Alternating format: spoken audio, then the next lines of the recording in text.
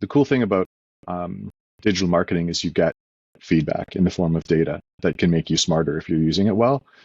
So, you think up the best thing you can think of, and then think up another version of it and run both of them, and see what the market will tell you which one sticks.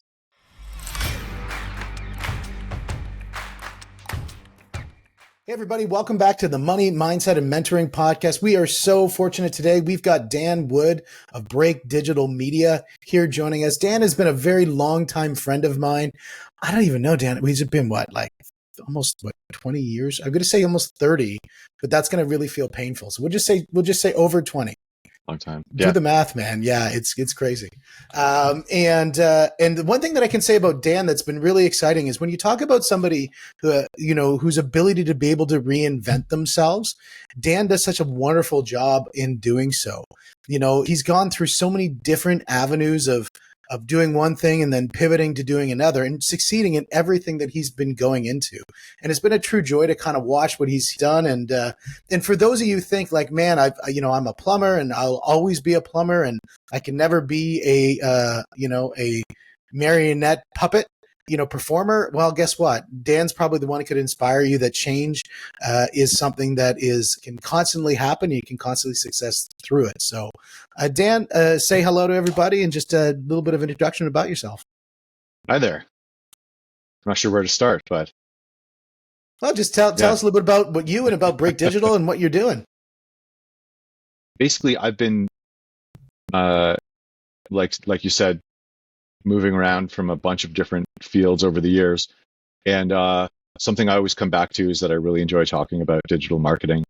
And I guess, I don't know, I always like just sort of tinkering around with computers and stuff, even when I was a kid. It's just sort of that same kind of feeling, even though now it's more like creating automations in a CRM system, but it's still the same feeling as when I was hacking a basic program video game. So I'd start off with 1,000 spaceships instead of 100 at the beginning of the game. Always need the hack, right? Yeah. Yeah. But one of the things actually that is always that I found really unique about you is, it was very simple. I remember we were at a friend's place and they were talking about, this was when you were doing landscape architecture. In landscape architecture, you think like somebody's got to really know trees, somebody's got to know about, bricks and, all these other things. And what Dan really brought to the table is sure, he had his knowledge about, he could talk your ear off about the different, types of ferns that are in the world. But what was really cool was when he was designing this backyard, it was one of these things where he said like, this person really liked to entertain. And he said, well, what we need to do is to make this space move like how a party moves. And I found that really interesting because, and you've kind of brought that same mindset of not only understanding the technology, but understanding people through whichever space you're in, whether it was in making wine, whether it was in the landscape architecture space, whether it was in the software space or in the digital marketing space. You always really seem to focus on people and really how social networks work, both in person and online. So I thought that's something that I think if there was something uniform through everything you do, even when you were, doing the construction in the rental properties, and we'll talk about that later on, you thought about the people. You're like, we're going to design this kitchen in a way that, it can, handle the people the way that they operate, but also in the way they might want to entertain families and friends. Yeah, I guess design's probably a common theme through most of like what I do on the advertising side really is like an experience, right? A marketing funnel is still like a user experience, a series of decisions, right? A learning experience, whatever. Yeah, that makes a lot of sense. I think experience is great because when you talk about, and we'll go even further back, when keg parties we used to have, it was about the experience, right, for the people and how to cider. make it. What's that? Making cider. Oh yeah, that's right. So I've got 2 apple trees, and they're big and old. And I don't know. My father-in-law pruned them, and I don't know if it was that or the fact that. Oh, I've heard a whole lot of rumors about why apple trees suddenly have big crops or not. But for the first time in like 6 or 7 years, this is at the cottage, there's enough apples that I've got a vat of cider currently fermenting very well. So Nice. yeah, Nice. Yeah, this was organic. in the day. I remember when you were, fermenting all these different wines, and I was a vagabond at the time, and I would couch surf for months at a time Right. at your place. I was a staple, and I always look back and appreciate that. So, Yeah. but it's Yeah, that amazing was when you fun. look and you say, what you sort of came from and what you went through. I mean, and you moved around too, and but you still kept on trying to find your purpose, and I thought Well, that was interesting. it's funny that wine came up because I was in the wine industry for a couple of years and seriously considering becoming a winemaker. But what I learned, when I got into that industry was that it really was like, obviously you have to have a quality product, but it really relied so heavily on marketing, which wasn't anything, I didn't know much about that back then. Although I would, to take a break from studying science and philosophy, I would read my roommate's marketing textbooks because they were just different. Yeah. But um, yeah, it seemed like no matter what I did as a winemaker, it would still have to fall in line behind the sales and marketing piece, and it felt like that would be a limiting factor Well, and I back think that's then. one of the So things when you look at the principles that we teach is it talks about the idea that you don't necessarily have to be the best, but you have to be the best known. And best known always beats best. mm, And, when you look at some of the wines that they sell, millions of liters of wine, it might not be the best wine, but it's got the best brand value. It's the best known. When somebody goes in and it's just the name that they know, that's probably the one they're going to pick. Unless there's somebody yeah, like me who, used to go in and, and Dan, I know you do this as you go into the craft beer section, you're like, which of these have the most bizarre labels and I've never had before? yeah, And it could either be a great night of tasting things that are unique and different, or a terrible night of I'm definitely not having that one again. yeah, yeah. I didn't want to leave Canada, and there's wineries in California, like a single company that makes more wine than all of Canada, and that stat might be out of date and wrong now, but Mm. um, definitely then that was like, well, kind of starting at a serious disadvantage trying to climb into that world when we have, we're on the edge of winemaking climate. Anyway, a whole bunch of other things. So What? ironically, I ended up getting into marketing eventually through totally different ways a few years But, after that. well, eventually, what you could do is do some marketing for a winery and bring it full circle.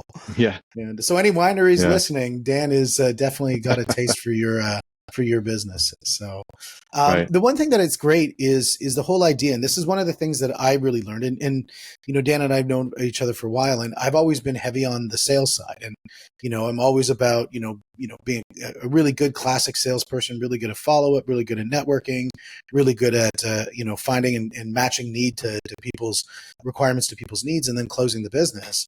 And it's always been really going really well. And then I kind of came onto Grant Cardone, and one of the things that he always talked about was marketing is senior to sales.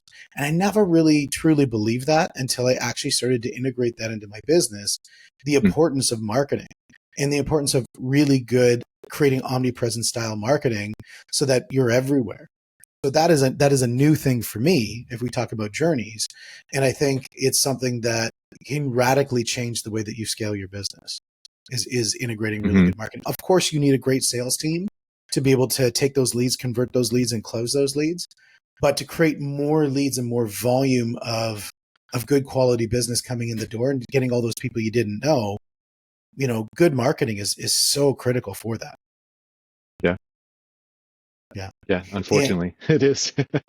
When my son was like, I don't know, old enough to think about it, he asked me like, "What is it like? What is your job really anyway? Like, what do you do?" And I was trying to, and he was probably like 6 years old or something. I was like, "How to explain digital marketing?" Like, "Oh, well, when you're playing a game and like an ad pops up, I write those." He goes, "Isn't that like, annoying?" Like, yeah, yeah, it can be. Yeah. well, Um, I think it's one of those things. And I was talking with a lady the other day. We were at an event, and she said that this person just was so focused on one topic that she felt like most of the audience just wasn't paying attention. And I said, well, that's because he's not talking to most of the audience. He's talking to 3 people in the audience he's going to do business with that day. And when you look at marketing, a lot of the times that's the case. It'll hit a broad spectrum. I mean, obviously, the tighter you can make the marketing, the better.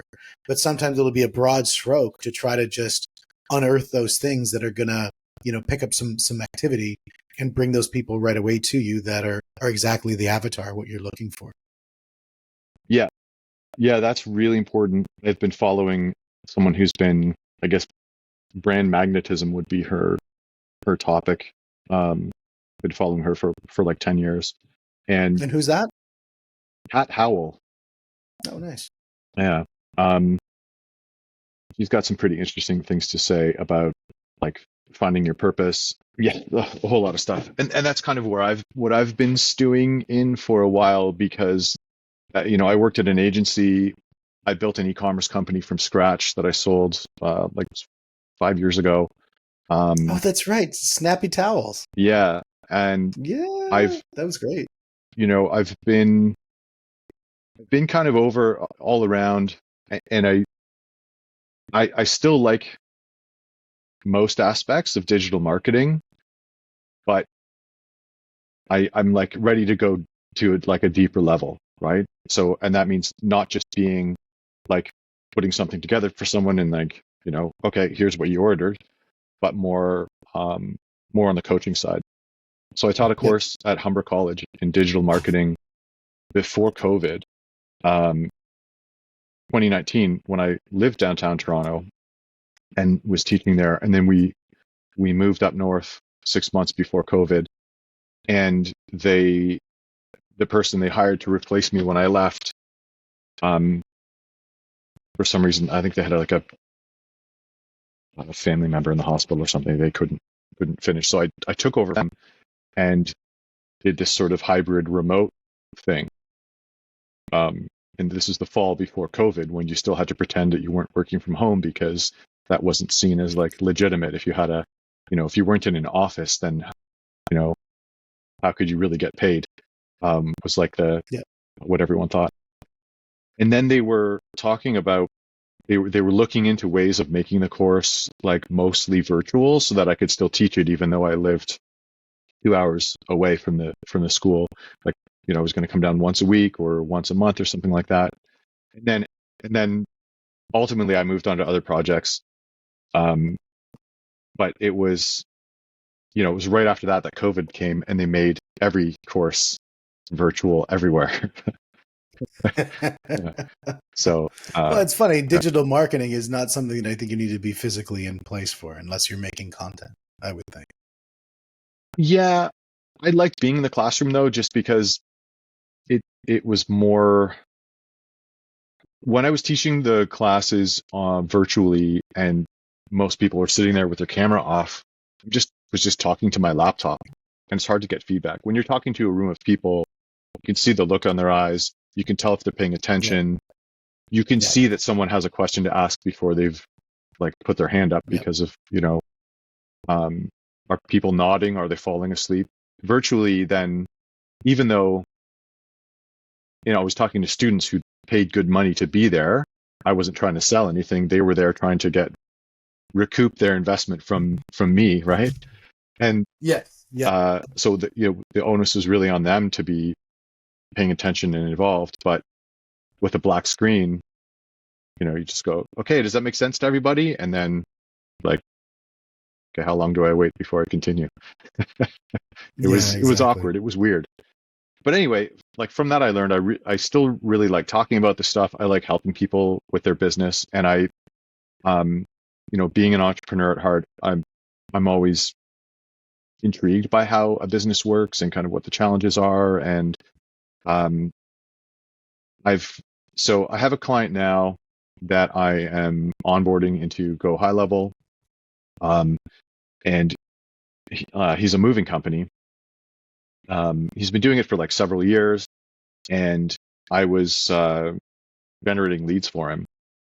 And then, so he's like, look, you really, obviously, what you're doing. Can you help me, like, teach me how to do it, set it up for me, whatever. He's just a one-man operation. I mean, he has a crew when he's actually doing a move, but he's a small company, but he's ready to grow. He's ambitious, and he's been paying $500 a month to an SEO company that's done nothing for him because you can't win in his space for $500 a month. It's just not. Yeah. It's not genuine to suggest to someone that they're going to get value for that. Not that SEO doesn't work, but that you have to. Now, let's talk about that a little bit, because that's actually something that's a really interesting topic. I mean, I know, with the different businesses that I own, I mean, the amount of phone calls I get and the emails I get where it's like, hey, I really love the stuff that you're doing. Let me help you, build, get more leads. Or you get those messages saying, hey, I've got a territory open now to give leads to you. Are you interested? And what is that space like? I mean, obviously, if you're trying to cut your space in, and you're competing against those kind of noise, and a lot of those companies are, crooks in that space. I mean, I've dealt with a couple where I thought, that sounds like a pretty good deal, and you sign up, and then they ghost you, and you've just lost whatever deposit. So, the idea of giving deposits to them, I always feel like thanks but no thanks. Because there are just too many fraudulent ones out there. How do you cut your way out of the noise of that? Yeah, I mean, just before the call, I was talking about doing lead generation for contractors, and when I like have a legit funnel that generates real leads, and it actually works, and it I was doing like cold email outreach for that, and it's impossible to write an email that sounds real. And when I was calling out too, I found myself saying exactly the kinds of things that I hang up on. Like, how would you like to close more leads without paying any retainers or upfront fees? And I'll go, oh shit, how do I even sell that without sounding like an infomercial? And or sham, right? Wow. Yeah, so I started my emails saying like, I know you get this all the time, but I'm actually for real. Like, how do I prove that? I don't know. And, so I mean, my offer. Well, that's where I think this sales, like leads is one thing, and getting them to attract you. I mean, I love this idea when you talk about marketing. The idea of marketing is, and the difference between marketing and sales. A salesperson without marketing is basically like you're trying to catch butterflies, and you're running through a field with a net, chasing through, these big glades, trying to catch whatever butterfly you see. Hopefully you get the one that you like, and hopefully it doesn't die by the time you bring it back to home base. Where what marketing is marketing says, I'm going to plant a garden, and that garden's going to grow some flowers. And then the butterflies are just going to come to the garden and land on my flowers. And then the salesperson is just going to, make sure they stay there. Yeah, exactly. So my garden would be in the helping people figure out how to do this for themselves. And just, right. And that wraps in like the fact that I love the subject matter, the fact that I love teaching. And that's like when I mentioned that soul searching bit with Cat Howell and a bunch of other resources that I've sort of been stewing in, getting at like, what's your greater purpose? It isn't running Google ads. That's not like why my soul's on earth, right? You can use that as a tool Really? to do, to do something like, okay, like right now in the HVAC space, there are government grants for helping people transition off of natural gas, which is actually methane. It just has the best brand name ever. Call it natural gas. We don't call it like swamp gas or, methane, which we all know methane is a poison and one of the worst greenhouse gases. But natural gas, which is methane, if you ask people, what is that? Well, it's natural. So it heats my house. Like that stuff's important. But so anyway, there are government programs all across Canada right now to transition people to heat pumps and solar and more sustainable, earth-friendly things. So, And that's going to require marketing and sales. Most people aren't aware of that.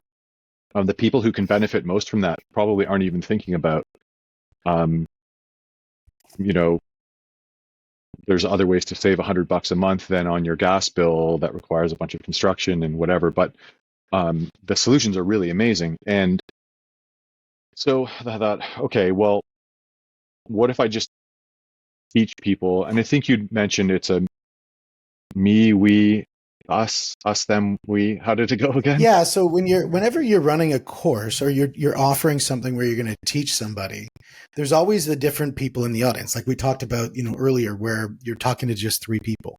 The way to expand the number of people you're talking to in the audience and become a little bit more, have more offerings, is you can offer like, look, I'm going to just show you how to do this.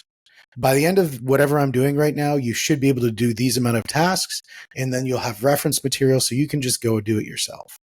Because there's the people who, they'll buy a motorcycle or they'll buy their, Jeep YJ or whatever it is, and they just love tinkering, right? They just love getting their hands dirty, getting into it and just getting things done. There's people who'll never hire a plumber. They're going to fix everything themselves, right? And then there's the person who says, look, I kind of like doing it, but I want someone to kind of do it with me because I know I can create speed. I can get things done better, faster. I want to get to the goal. Getting to the goal line is more important than the journey itself. So the first people are the journey people. Right. And the other people are like, I kind of want to get to the goal line, but I want to know how to do it as well, because they don't feel like they can completely outsource it to somebody until they understand it. Okay. Right? Yeah, that's me with construction. I know enough about drywall to recognize good work when I see it and to pay someone what they're worth and to know when I'm getting ripped off. Exactly. 100%. With me, I'm on the next category in drywall, which I'm on the they category, which is just find somebody, hire it. I know what I'm looking for in an end product. I know what my goal line is, and I can be very discreet about what my goal line looks like, but never put a putty knife in my hand. Never let me hang a board. Like I wouldn't let when I'm you cutting it mix with that mortar knife, I always feel like my house. knife is always way too dull. Yeah. What's that? It's like, yeah, I was thinking of tiling because it's even more meticulous than drywall in some respects. And like, I wouldn't let you mix mortar at my house. No offense. No, definitely not. It's not what you're put on this earth to do, Steve. It is definitely not what I'm putting on this for. I did design really good HVAC systems at a time, and really good geothermal systems at a time too. And I was actually out a new Nordic spa that's out in was it Thames? Is it Thamesford? No, it's out just outside of Woodstock, and it's a new Nordic spa that's out there. They've been there, I think, about 3 years or 4 years. And no, sorry, they finally opened, I think, in November of last year. And it was just really great just to see one of those come up. And I was chatting with him about all the stuff we were doing in the spa space with heat pumps to create economies of scale. And it was really interesting. But yeah, no, definitely you've got to look at a process and say in a process, you've got the me's in the world, the people who just want to do it themselves, the we's, which is the learning group. They want to learn. And then with knowing that the eventuality is that the they is where they want to get to. Because anybody who's looking at building a business is saying, how do I scale the business? And when you scale the business, you need people. What are those people supposed to do? Well, they're supposed to do tasks so you can focus on bigger tasks. And so that's where you get to the they people, right? And so if your offer contains a me, a we, and a they, you're going to speak to so many more people in the audience. Yeah. Yeah. And I think that's where, like with specifically to lead generation, cold calling and cold emailing, and sales isn't really my thing either. I don't know how to say, like, oh, don't hang up. I'm actually the legitimate one. I know you've been ripped off before, but I promise I won't rip you off. And what's your credit card number anyway? Like, that's not. If you sent them a picture of you and your dog locally sitting on the beach talking to them with a video saying, hey, Bob, I am a legitimate person. Here's my dog. We're on a beach. We're just up here in Palm Beach area. It's a beautiful sunset. Check out the sunset back here. I was just thinking about your business and knowing that today the sun's going to go down and you don't have any leads coming in the door. But tomorrow night when the sun rises, you could have 3 more leads sitting in your inbox. That's what I do. That's a good idea. And then all of a sudden they're going to say, this is actually a real person. Yeah. Right. And this is actually targeted towards me. Because one of the problems that you get from whether it's the duct cleaning guys or, the people who are pseudo tied to the phone companies, but not, who call you relentlessly, those people, one of the challenges with those type of businesses is they're just spamming everybody, whether, it's just a big, broad shotgun. Yeah. Right. And their message is a broad shotgun approach. They're not calling and just saying, hey, wanted to find out a little bit more about your house. We're in the HVAC business. And, we really like to share with you the importance about air quality. Right. And did you know that, 46% of houses, have air quality that's worse than, 56% of the mines in the world. And that's a completely made up stat, by the way. Mm-hmm. But it sounds good. Right. But don't use made up stats. But the thing is if you led with something that might catch them with a hook before you go to the close, that's the biggest thing is you want to grab somebody's attention. Yeah. I've had some success. And you could say like, hey, yeah, exactly. With sending people a screenshot of their ad that they're running on Facebook and just saying like, what's your ROI on this? Because I hate the ones that are like, I've seen your website and there's 7 things that we could fix, because that's always true. But actually send them a screenshot of their own ad and say like, because I know this is someone who's running paid media, right? They probably have an agency. Maybe their agency is amazing. Maybe their agency is really expensive. Maybe the ads don't work and they're paying for it anyway. Maybe they have an in-house person who doesn't really know what they're doing, or they're just killing it, and that's great. But maybe that person won't work for them forever either. So, that's exactly it. I mean, if you did something where you said, "Hey, look, here's where I am on Google here, really close to you. You're down there in Toronto. I'm about 45 minutes away here, and I'm just here looking on my phone at your ad right here, and I just want to let you know that the sun's setting down in the background, and I'm here with my dog here. Throw the ball. Everybody thinks your dog's adorable, and then let's see what the sunset looks like when it comes up. How many leads did you get in? Yeah, we could try that. Yeah. Right. I mean, there's many different ways of doing things. I know one of the things that they've done from head office with Cardone is they've done things such as, sending out a box of pizza with one slice missing, saying, "Hey, I'm your missing slice." Right. And so just little details like that, those are things that catch people's eyes. Right. And catch their attention. Just kind of say, "Hey, invoice. Yeah, no, this."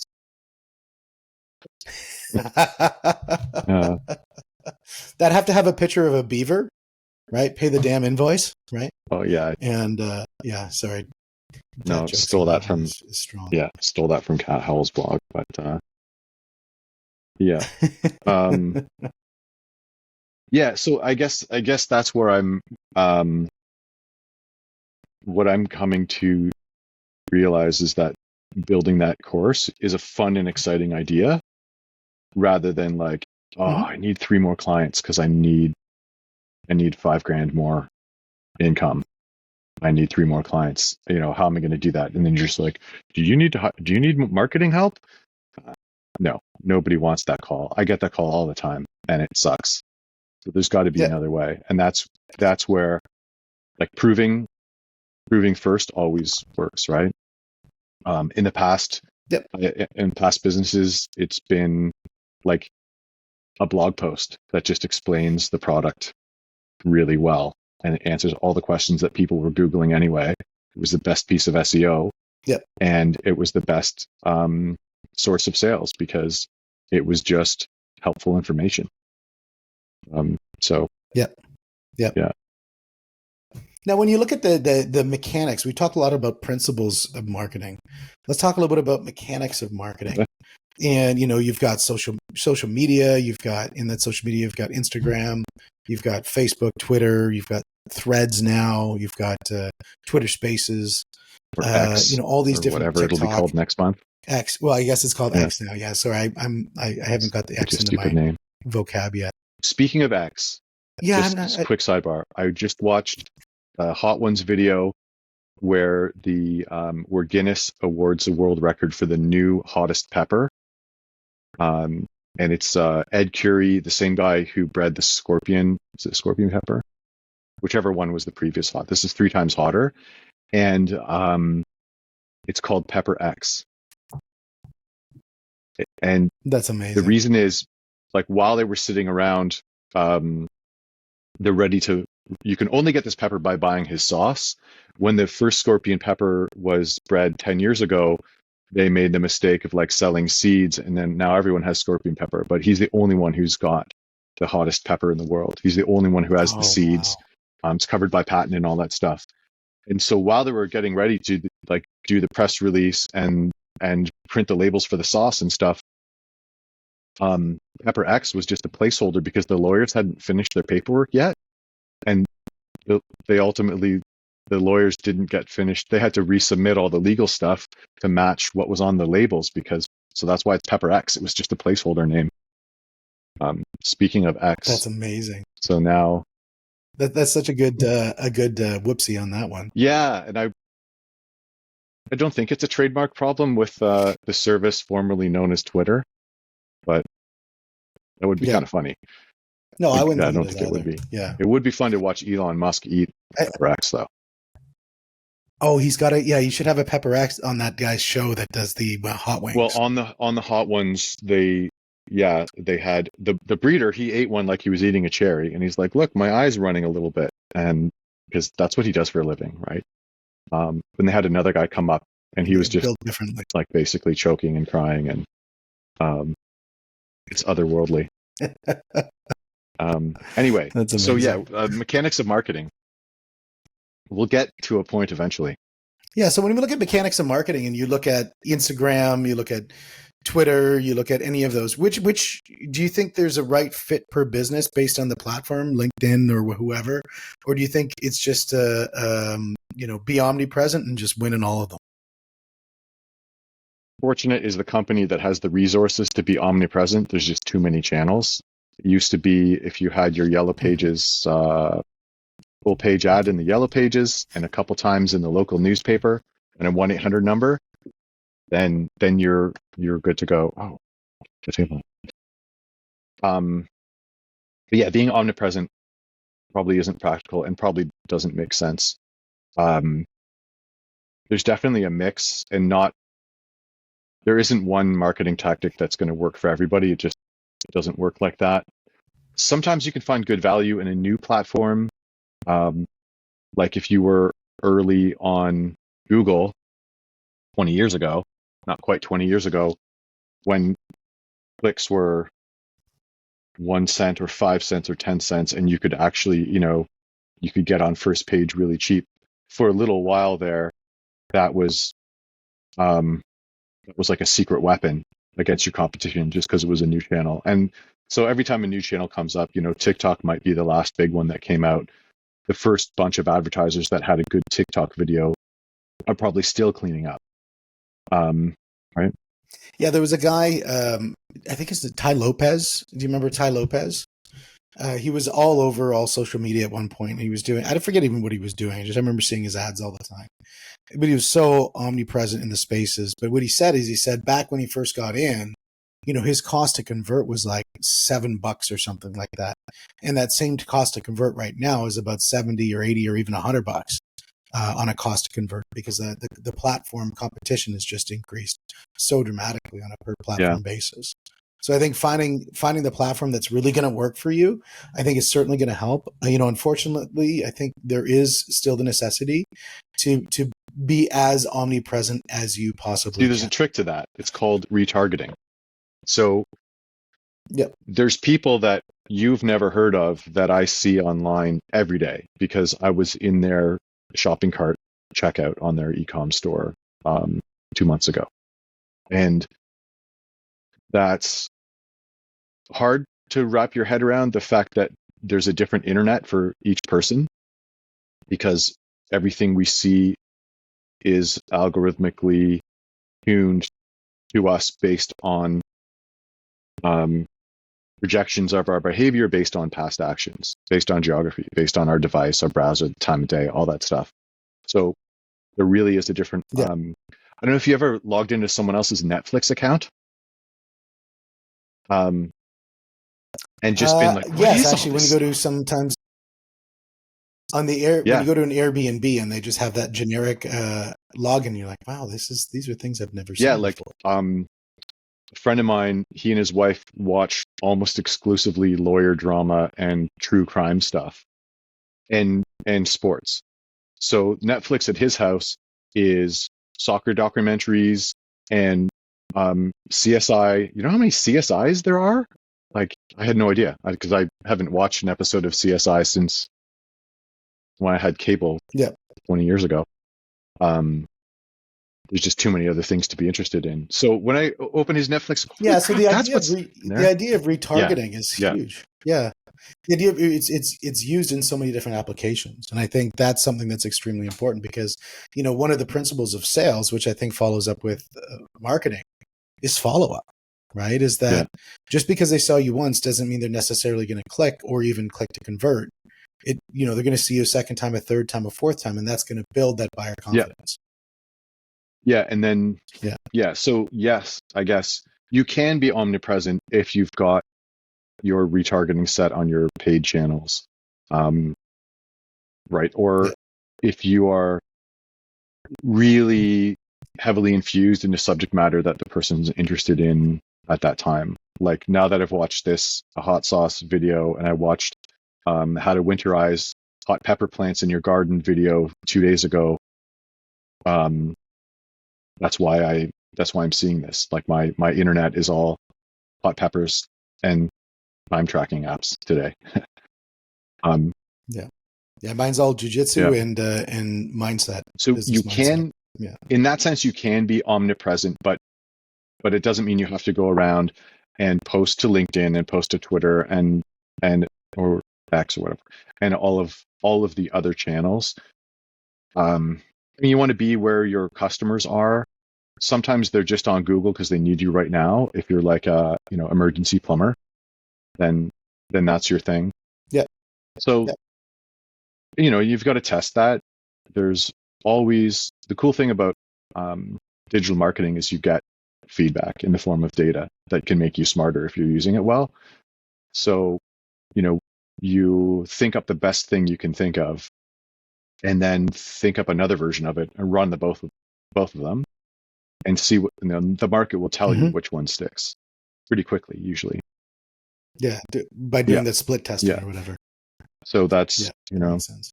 So if people were going to say, hey, you know what, I really love the idea of this course that you're in process of setting up, how can they reach out to you? What would be the next step? Through breakdigital.com, my agency site. So that's BreakBreak digital.com. Yeah. That's the logo.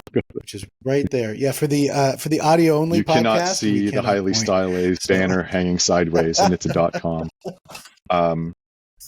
That's right, exactly. Yeah. No, that's great. I think that's a great idea. I think long overdue for you to start.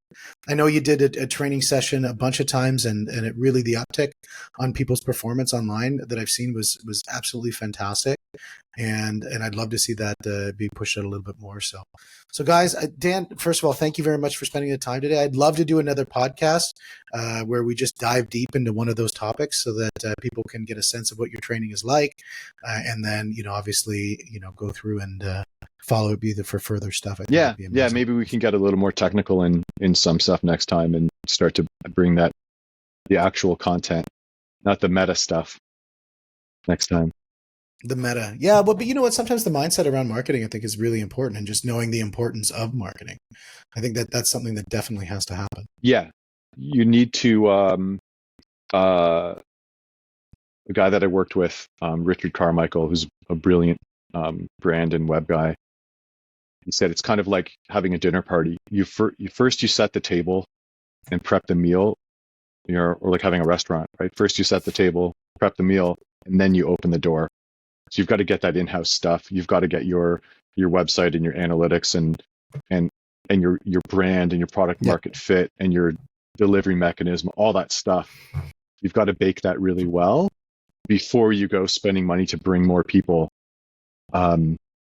You've got to build that referral machine and all of that stuff first, and amplify. Yep, exactly. Yeah. Exactly. Beautiful. Well, thank you very much, Dan, and we look forward to seeing you back on the podcast with dropping a lot of value. And guys, thank you so much for joining us today. We look forward to seeing you on the next Money Mindset and Right on. Mentoring Thanks a lot. podcast.